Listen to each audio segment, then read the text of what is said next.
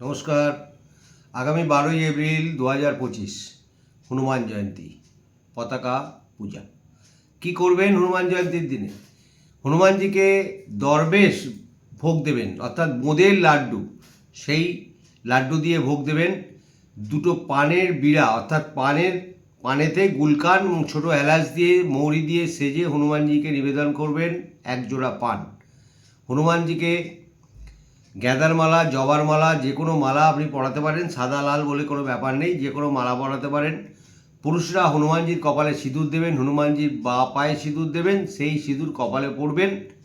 মহিলারা হনুমানজিকে স্পর্শ করবেন, মালা পরাবেন, পুজো করবেন, কিন্তু কোনোদিন কখনো সিঁদুর হনুমানজিকে পরাবেন না। হনুমানজিকে লাড্ডু তো দেবেনই, লুচি এবং পুরি, অর্থাৎ লুচি পুরি একই জিনিস, সুজি দেবেন তার সাথে।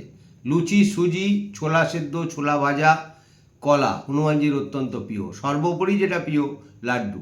হনুমানজিকে নিবেদন করুন।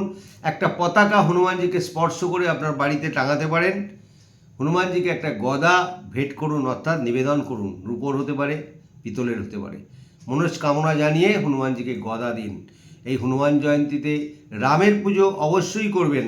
হনুমানজির পুজো করার আগে রামের স্মরণ করবেন, রামের উদ্দেশ্যে ফুলমালা দেবেন, তারপরে হনুমানজিকে পুজো। যাই প্রসাদ দিন না কেন, 2-4টে তুলসী পাতা হনুমানজির প্রসাদের ওপর নিবেদন করবেন। হনুমানজির মাথার ওপরে একগুচ্ছ তুলসী পাতা নিবেদন করুন। হনুমানজির আশীর্বাদী হাত সবার মাথায় থাকবে।